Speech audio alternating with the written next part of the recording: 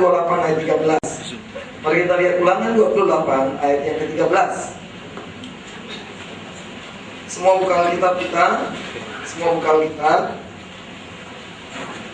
Ulangan 28 ayat yang ke-13. Kalau sudah dapat katakan amin.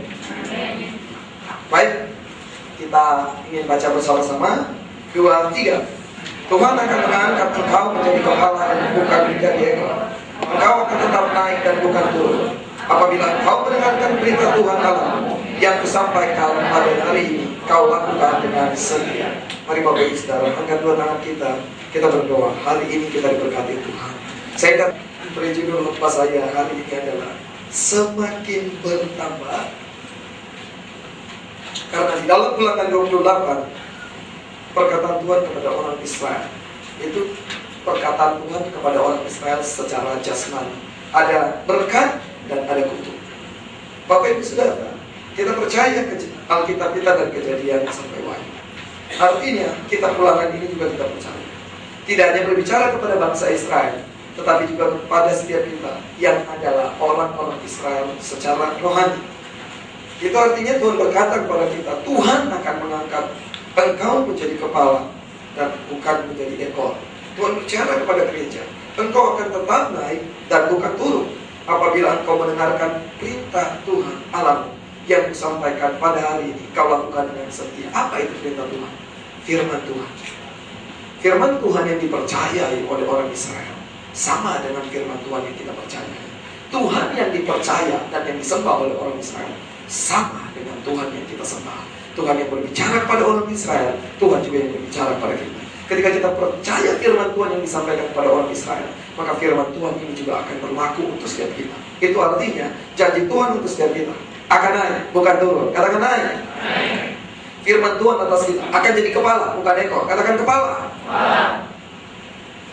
Secara jasmani, segala sesuatu yang hidup akan selalu bertumbuh. Yang setuju katakan amin. Dan bicara tentang bertumbuh, itu berarti bicara tentang bertambah. Bertambahnya usia kita, bertambahnya tinggi badan kita, bertambahnya berat badan kita, bertambahnya pendidikan kita, bertambahnya penghasilan kita. Banyak hal di dalam hidup kita. Kalau bicara tentang bertumbuh, itu berarti bertambah. Nah, hari ini saya ingin membahas mengenai hal-hal yang harus bertambah kepada orang Kristen secara pribadi, maupun hal-hal yang harus bertambah untuk gereja. Kalau orang Kristen secara pribadi bertambah, maka gereja juga akan mengalami pertambahan. Gereja juga akan mengalami bertumbuh. Mari kita lihat hal-hal di mana kita harus semakin bertambah. Yang pertama adalah kita harus semakin kuat. Katakan semakin kuat. Di dalam Mazmur 84 ayat 6-8 Alkitab berkata, berbahagialah manusia yang kekuatannya di dalam Engkau, yang berhasrat mengadakan ziarah. Ayat 7, apabila melintasi lembah Baka, mereka akan membuatnya menjadi tempat yang bermata air, bahkan hujan pada awal musim menyelubunginya dengan berkah. Bapak Ibu Saudara, Alkitab berkata bahwa ada yang namanya lembah Baka. Apa yang namanya lembah Baka? Lembah maut, lembah air mata. Alkitab berkata bahkan lembah yang penuh dengan air mata akan menjadi lembah yang bermata air. Apa yang membuat kita bisa penuh dengan air mata? Pergumulan kita, tantangan kita, penyakit kita, konflik keuangan kita, konflik keluarga, anak-anak kita, perjalanan hidup kita yang berat, itu akan membuat hidup kita penuh dengan air mata.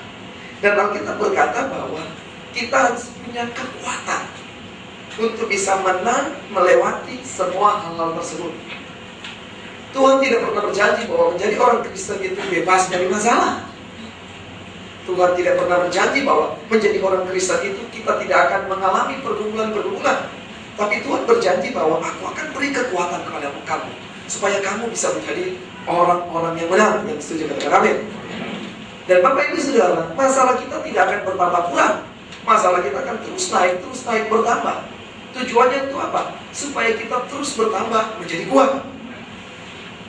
Sebagai anak yang umur 6 tahun, dia tentunya diberikan Tuhan kekuatan yang cukup untuk hidupnya, untuk tubuhnya, posturnya yang 6 tahun tersebut. Tapi kalau kita sudah berusia 30 tahun, tentunya Tuhan memberi kekuatan ukuran secara fisik untuk kita sanggup hidup dalam usia kita yang 30 tahun.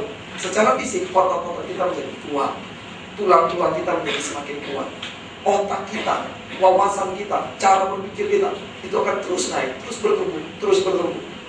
Sama. Jadi kenapa Alkitab menginginkan kita mempunyai kekuatan? Karena Tuhan tahu ada banyak hal yang harus kita lewati. Ayat 8 berkata, mereka berjalan makin lama makin kuat, hendak menghadap Allah di Sion. Saudara, betul kita hidup di dunia ini, tapi akhir dari perjalanan hidup kita di dunia ini adalah bertemu dengan Tuhan di surga. Sion, kota Allah. Surga seringkali disebutkan dengan Sion, kota Allah. Alkitab menghendaki kita berjalan makin lama makin kuat, bukan makin lemah, makin payah, makin turun. Kalau Bapak Ibu Saudara coba lihat kembali 20 tahun lalu waktu kita ikut Tuhan, 30 tahun lalu waktu kita pertama kali terima Yesus, 10 tahun lalu waktu kita dibaptis Roh Kudus. Coba lihat perjalanan rohani kita 5 tahun lalu dengan sekarang. Lihat kondisi rohani kita 5 tahun lalu, 10 tahun lalu, 20 tahun lalu dengan sekarang. Apakah kita menjadi orang Kristen yang semakin kuat? Atau tetap sama?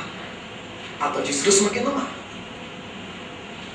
Ukuran kekristenan yang semakin kuat itu bicara tentang iman kita, bicara tentang kasih kita, bicara tentang kesabaran kita, bicara tentang cinta kita kepada Tuhan, bicara tentang pengabdian pelayanan kita, bicara tentang pemberian kita kepada Tuhan. Itu menunjukkan apakah kita orang Kristen semakin kuat atau orang Kristen yang semakin lemah. Semakin kuat itu berarti semakin berkuasa, itu berarti semakin berotoritas. Nah, saya punya cerita sedikit tentang 2 orang anak yang berdebat membanggakan papa mereka. Oh, papa saya lebih kuat dari papa kamu. Ada 2 orang, namanya Ucok dari Batak, Panjul dari Jawa. Pas jam siang, jam istirahat, mereka duduk bersama, kemudian mereka bicara mengenai papa mereka. Panjul bilang begini, Cok, kamu tahu nggak terusan Suez? Oh iyalah, tadi pagi kita baru belajar tentang terusan Suez. Tahu nggak? Terusan Suez itu siapa yang menggalinya? Siapa? Kata si Ucok, Panjul bilang begini, papa saya yang menggalinya. Wah, hebat papa kamu. Tapi si Ucok gak mau kalah. Kemudian Ucok bilang, kamu tahu nggak laut mati? Oh iya, tahu laut mati. Memangnya kenapa? Panjul bertanya. Kemudian Ucok bilang, papa saya yang membunuhnya. Saudara, bukan bicara kekuatan secara fisik seperti itu sampai tidak masuk akal.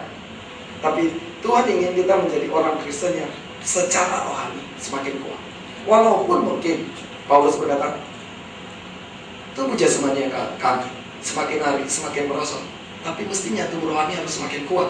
Di dalam Alkitab, kalau kita lihat Efesus 6 ayat 10, seperti apa kekuatan yang harus kita miliki? Efesus 6 ayat 10, akhirnya hendaklah kamu kuat di dalam Tuhan, di dalam kekuatan kuasanya. Jadi apa yang Tuhan inginkan di dalam hidup kita menyangkut kekuatan Tuhan. Di dalam Mazmur 84 ayat 6 berkata, berbahagialah manusia yang kekuatannya di dalam Engkau, kekuatan di dalam Tuhan. Bapak Ibu Saudara, gereja Tuhan harus semakin kuat. Kita harus semakin kuat bergerak dalam kuasa, bergerak dalam pengurapan. Kita berdoa supaya ada kuasa yang cukup besar untuk membuat gereja ini bergerak dalam pelayanan mujizat, tanda-tanda heran, kesembuhan-kesembuhan. Yang setuju katakan amin. Jadi itu bicara tentang kekuatan, kuasa. Efesus 6 ayat 10 ini bicara tentang kuasa dinamis, kuasa yang menggerakkan kita untuk melayani Tuhan. Dinamo yang menggerakkan satu mesin. Sama, kuasa dinamo itu yang mestinya menggerakkan kita, sehingga kita boleh terus melayani Tuhan. Alkitab berkata, biarlah rohmu menyala-nyala dan layanilah Tuhan. Kenapa orang kemudian jadi lemah, jadi tawar hati, jadi malas melayani, bahkan mundur, bahkan jadi murtad? Kenapa peristiwa itu terjadi? Karena dinamo mereka udah suam, karena hati mereka udah suam, karena roh mereka udah gak dicas, roh mereka udah gak menyala-nyala. Alkitab minta supaya kita punya roh yang menyala-nyala, kita punya kekuatan dari Tuhan. Kita harus melakukan hal-hal yang dahsyat. Gereja jangan takut. Kejahatan semakin bertambah, pekerjaan iblis semakin nyata. Kita harus buat pekerjaan Tuhan harus semakin lebih dahsyat. Dan memang harus demikian, karena Allah kita lebih dahsyat daripada iblis. Kalau anak-anak iblis boleh membuat hal-hal yang dahsyat, kenapa gereja Tuhan tidak bisa? Bedanya kita tidak mendemonstrasikan seperti mereka untuk membanggakan dan menyembuhkan diri, tapi kita menyatakan untuk menjadi jawaban bagi dunia. Ada banyak orang di luar sana membutuhkan kekuatan kuasa Tuhan. Kenapa banyak orang pergi ke dukun? Karena gereja nggak bisa jadi jawaban. Karena hamba Tuhan nggak bisa jadi jawaban. Kenapa mereka mencari pengobatan alternatif yang terlarang? Karena mereka tidak bisa melihat. Dokter udah nggak bisa menyembuhkan, sekarang datang di gereja juga nggak bisa. Sementara mereka berusaha dengan segala cara, bagaimana saya bisa sembuh, bagaimana saya bisa umur panjang. Mereka lakukan segala cara. Kalau dokter sudah nggak bisa, datang kepada Tuhan. Dan waktu mereka datang kepada Tuhan, mereka nggak melihat itu terjadi. Tapi hari-hari ini, saya mau cuma PKTT mulai terbuka. Wow, kita harus bertumbuh dalam kuasa. Kita harus menjadi orang semakin kuat secara rohani. Tantangan semakin berat, kesulitan semakin berat. Jangan kita hancur di sana. Kalau kita punya kekuatan rohani, tantangan itu tidak akan pernah menghancurkan kita, tidak akan pernah mengimpit kita. Kalau kita berkata, kita akan berdiri di atas tantangan itu. Kita akan berdiri, berjalan di atas masalah itu. Kenapa? Karena kita punya kekuatan yang jauh lebih besar dari kekuatan masalah tersebut. Allah kita adalah Allah yang luar biasa. Ukuran kekuatan kita adalah Allah sendiri, bukan kita. Makanya saya suka dengan ayat firman Tuhan berkata, bukan oleh keperkasaan dan kekuatan, tapi hanya oleh Roh Allah. Siapa Daud? Masih sangat muda, jelas tubuhnya kalah besar dibandingkan Goliat, tapi dia bilang, aku datang dengan nama Tuhan. Kamu mendatangi aku dengan pedang dan tombak, dengan badanmu yang kekar berotot, dengan seorang pendamping pengawal yang ada di depannya dia, yang untuk pegang perisainya butuh satu orang. Bayangkan, untuk pegang perisainya Goliat. Jadi Daud tidak berhadapan dengan satu orang, Daud berhadapan dengan dua orang. Yang Goliat kemudian orang yang pegang perisainya Goliat. Daud sendirian. Dia tidak datang dengan pedang dan tombak, tapi dia bilang, aku datang dengan nama Tuhan. Artinya bukan kekuatan fisik yang penting di situ, adalah kekuatan Tuhan. Kalau kita punya kekuatan Tuhan, Bapak Ibu Saudara, kita akan hancur. Tuhan sanggup untuk melakukan segala-galanya. Nggak ada yang seperti Tuhan. Yang setuju katakan amin. Sebelum saya lanjutkan khotbah saya hari ini, saya undang ada beberapa saudara. Mari choir ministry maju ke depan. Nah, kita akan mendengarkan nyanyian dari ciptaan jemaat kita. Ada orang namanya Martina Navratilova Sinaga. Sinaga ya? Nah,